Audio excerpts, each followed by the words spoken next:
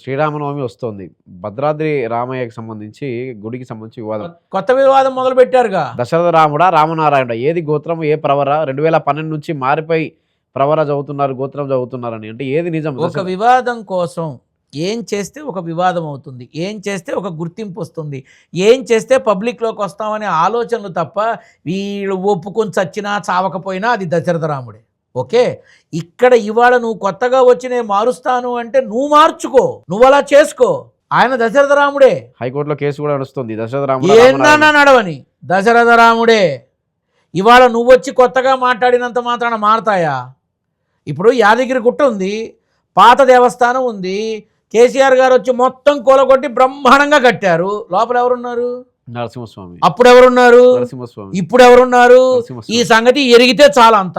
ఎవరు ఒప్పుకున్నా ఒప్పుకోకపోయినా రామాయణం అనే దాంట్లో, రాముల వారు అనే దాంట్లో దశరథ రాముడు, దశరథ నందనుడు అనే అంటారు. కానీ రామనారాయణు ఇందిరా సినిమాలో చిరంజీవి గారి పేరు తీసుకొచ్చి పెట్టినంత మాత్రాన ఏం ఉపయోగం లేదు.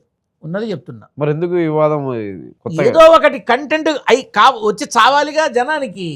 ఏదో ఒకటి మాట్లాడటమే కంటెంట్. తర్వాత కంటెంటే ఎవ్వడు గుర్తుపెట్టుకోడు. ఖచ్చితంగా చెప్తున్నా, ఆయన దశరథ రాముడే అంతే.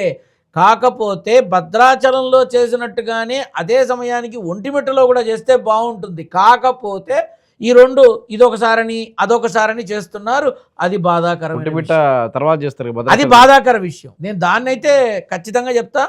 ఆంధ్రప్రదేశ్ ప్రభుత్వం కూడా ఒంటిమిట్టలో శ్రీరామనవమి వేడుకల్ని ఏ సమయానికి చెయ్యాలో ఆ సమయానికి చేస్తే బాగుంటుంది. కానీ భద్రాచలం అయిపోయిన తర్వాత ఇది చేద్దాము అనే ఆలోచన మాత్రం మానుకుంటే మంచిదని నా అభిప్రాయం. ఇదొకటి కూడా నడుస్తుంది. 26 జరుపుకోవాలా, 27 జరుపుకోవాలా నవమి అని. 27 శ్రీరామ 27 అంతే.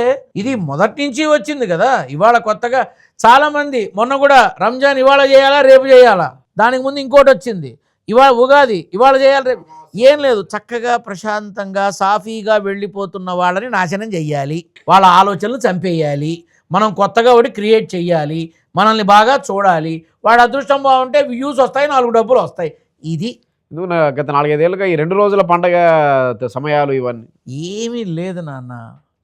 ఇప్పుడు జ్యోతిష్య శిఖామణులు, జ్యోతిష్య పండితులు, మహాశాస్త్రవేత్తలు వీళ్ళంతా ఒకేలా చెప్తున్నారా? మార్చి చెప్తున్నారు. మరి ఇప్పుడు ఎవరిని ఏమనాలి నేను? చాలా క్లియర్గా చెప్తున్నా. 27వ తారీఖు శ్రీరామనవమి, ఆ రోజు చక్కగా చేసుకోండి.